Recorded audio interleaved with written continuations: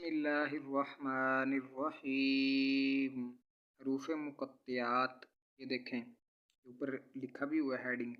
یہ طلبہ کو حروف مقطعات کا طلبہ کو حفظ کرا دینا موجب برکت ہے، یعنی کہ برکت کی وجہ بنتا ہے۔ یہ دیکھیں کچھ صورتیں ہیں قرآن پاک میں جن کے شروع میں حروف مقطعات آتے ہیں، تو ایسے علماء اکرام نے اور ایک دو صحابی کے ذریعے یہ ثابت ہے، لیکن ان کا بہتر مطلب کیا ہے؟ وہ ثابت تو ہے، تو لیکن بہتر جو ہے اس کا نالج، وہ علم وہ اللہ اور نبی پاک کو ہی ہے۔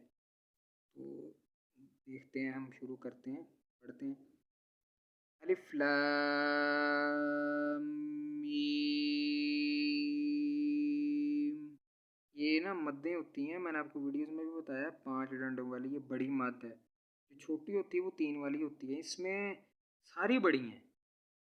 الف لام میم، الف لام میم صاد، یہ ساری بڑی ہیں، ٹھیک ہے۔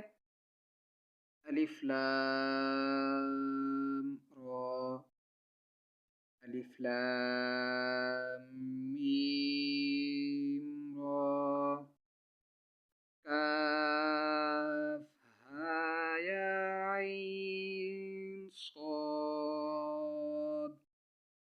طہ طاسیم میم، طاسین۔ اس کو بھی تھوڑا سا تاسین نہیں پڑھنا کیونکہ کھڑا سے برا تاسین، یاسین، صاد، حامیم، حامیم۔